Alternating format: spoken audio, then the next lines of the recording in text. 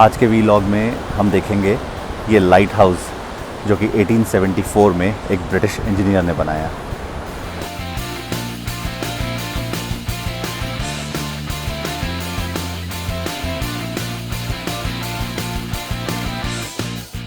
दुनिया में 100 light houses हैं जिसे most important light houses in the world की लिस्ट में ऐड किया गया है। उसमें से एक है इनुबोसाकी लाइट हाउस जो कि चीबा में है। आज हम वहाँ जाएंगे और समझेंगे कि ये इतना स्पेशल क्यों है। हमें बताया गया है कि ये 1874 में एक ब्रिटिश इंजीनियर द्वारा बनाया गया था। So let's explore this light house and let's understand what makes it so famous.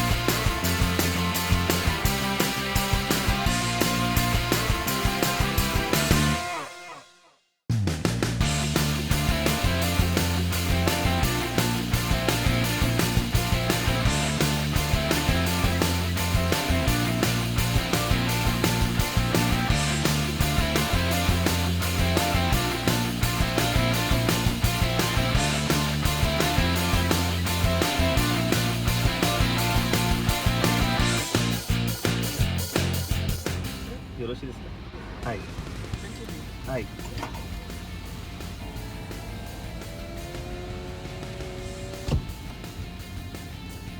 So when you come to gasoline stand, that is the petrol pump, आपको ये 3 वर्ड्स का पता होना ज़रूरी है। कौन से? आप कौन सा पेट्रोल भराने वाले हो, दैट इज़ रेगुलर। आपको कितना भराना है, मोस्टली हम लोग टैंक फुल कराते हैं। तो मानदान आप कैसे पे करोगे, कार्ड या कैश? तो कैश, तो उसको गेंकिन बोलते हैं। तो आप 3 वर्ड ये यूज़ कर सकते हो, रेगुलर, मानतान, गेंकिन दे। Your job is done.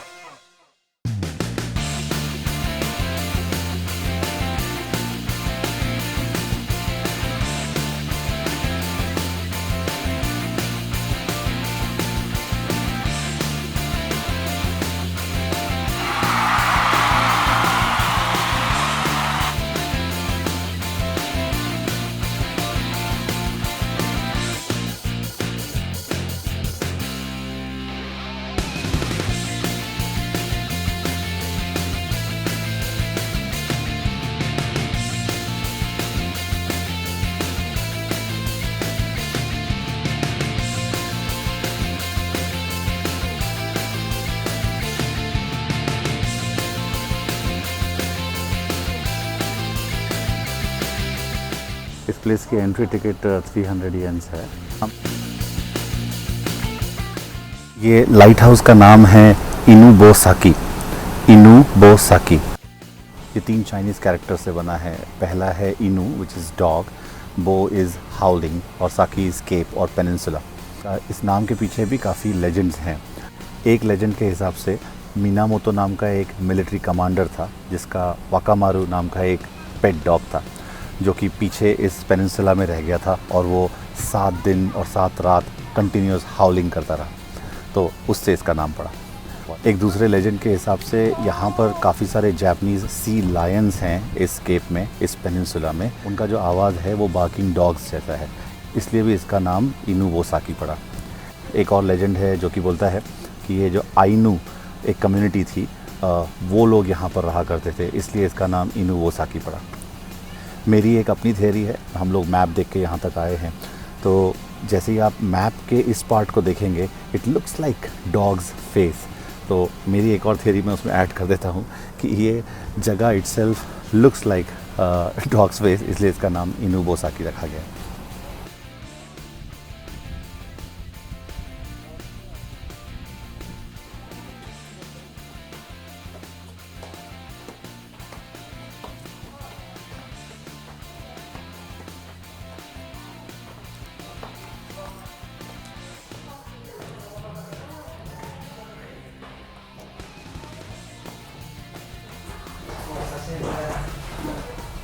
steps done, total 90 steps हैं। लास्ट में ऐसी स्टेयर्स हैं जो कि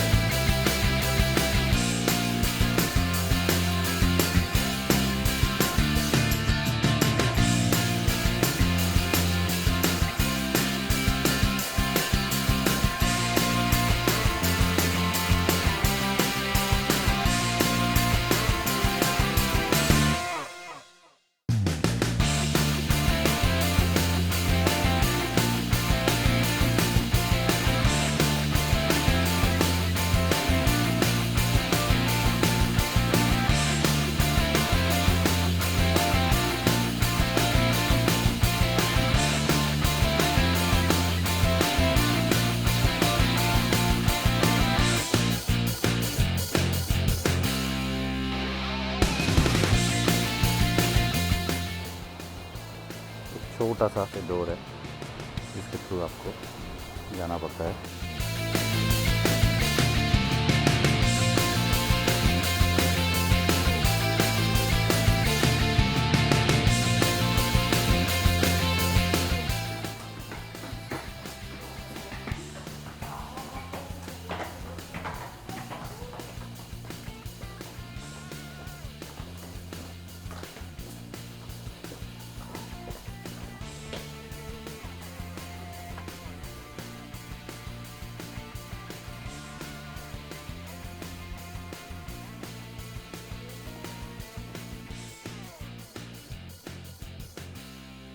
उस ज़माने में जो लाइट्स यूज़ किए गए होंगे,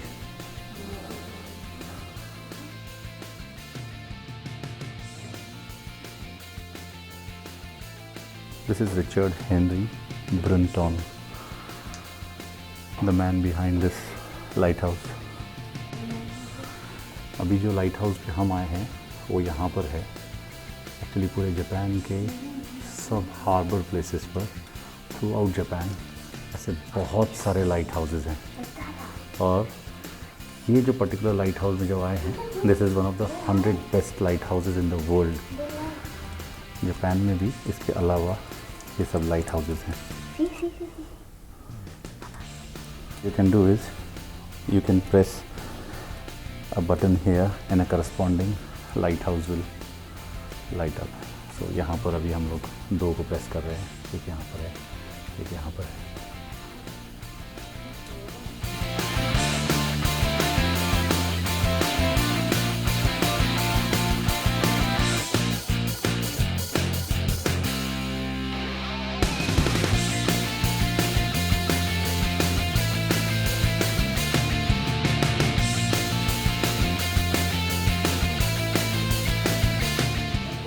यहाँ पर 1872 में ये R.H. ब्रंटन, अमासा नाकाजावा, ये दोनों ने कोलैबोरेट करके बनाया था। में इस तरह की ब्रिक्स यूज़ की गई हैं इसको बनाने में, एंड पूरा जो स्ट्रक्चर है, ब्रिक स्ट्रक्चर, वो बनाया गया। तो it was like brick light house.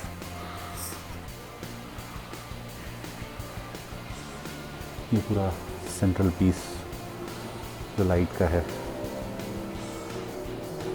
वो भी यहाँ पर डिस्प्ले किया गया है।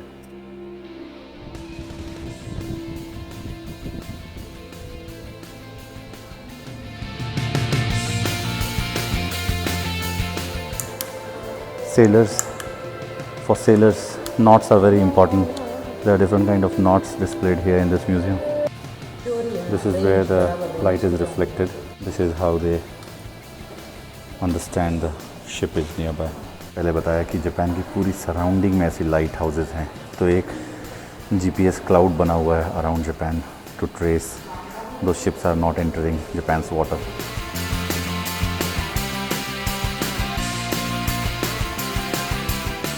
एग्जैक्ट लोकेशन जो है शिप की, they track it with the help of combination of 2 to 3 lighthouses.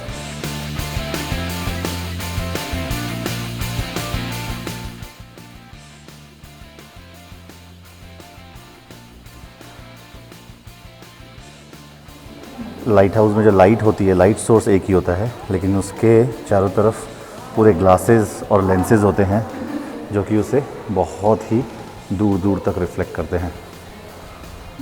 See this whole glass structure, and there is an amazing collage of photo which kind of makes it as a complete picture.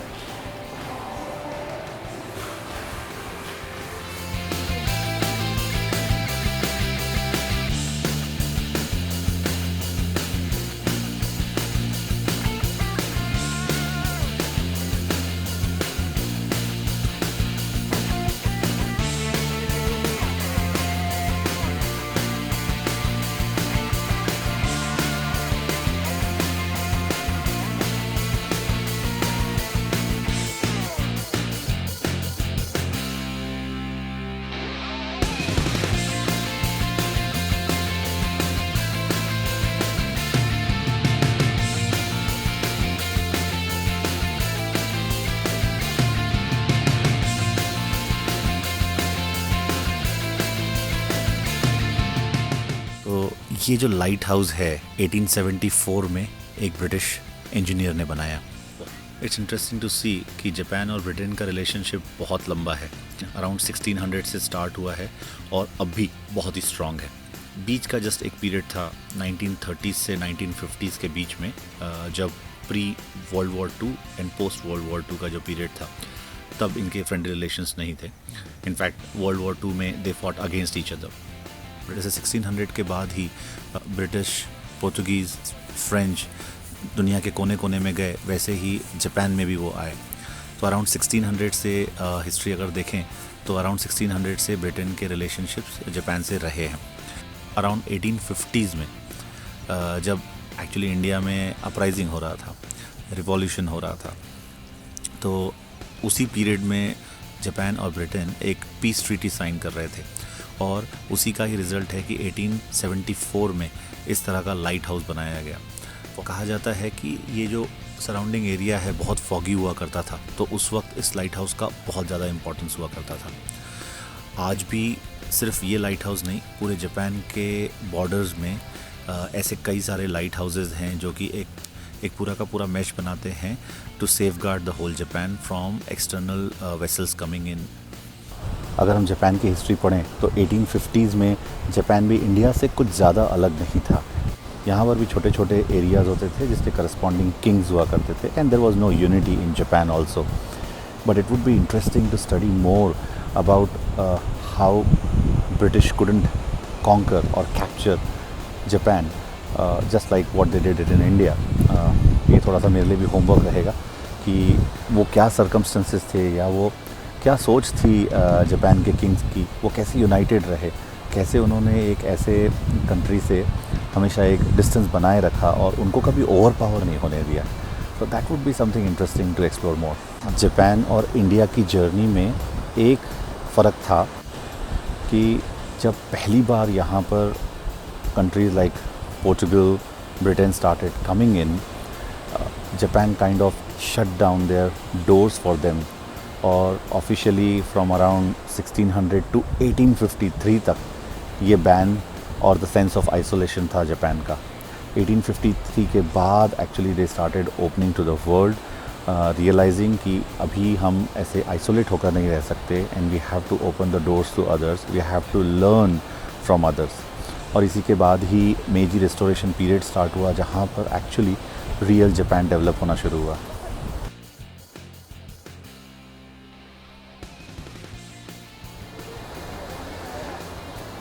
Japan की pre मेजी era तक की history और मेजी era के बाद की history बहुत ही इंटरेस्टिंग है, कभी हम डिटेल में इसे भी कवर करेंगे। लेकिन आज के वीडियो में just on a rough view हम ये समझ सकते हैं कि ब्रिटेन और जापान के रिलेशंस हमेशा से अच्छे रहे हैं, except that period of war between 1930 to 1950।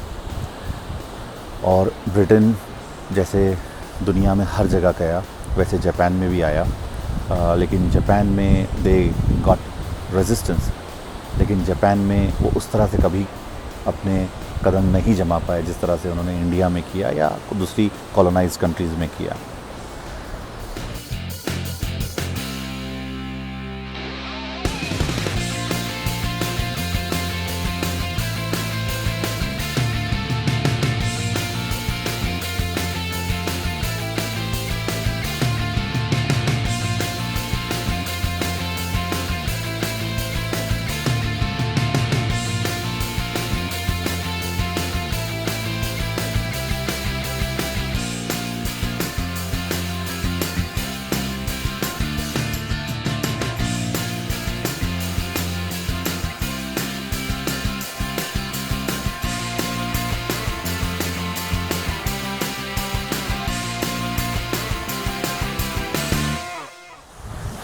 Vedu जाना चाहता है पानी तक, तो हम लोग वहाँ जा रहे हैं अभी।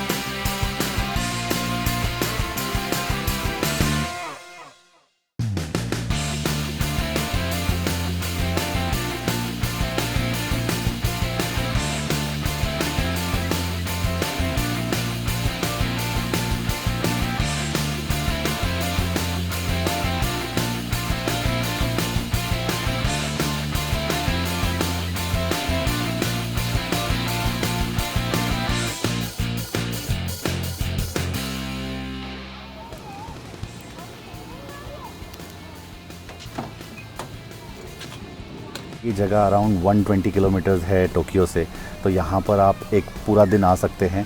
आप definitely you can visit this light house. उसके बगल में 2 से 3 म्यूज़ियम और डिस्प्ले एरियाज़ हैं जो कि देखे जा सकते हैं। इसके अलावा इसके बगल में ही एक बीच है जहाँ पर आप जा सकते हैं and you can spend around an hour or so. So overall it can be taken as a 1 day trip.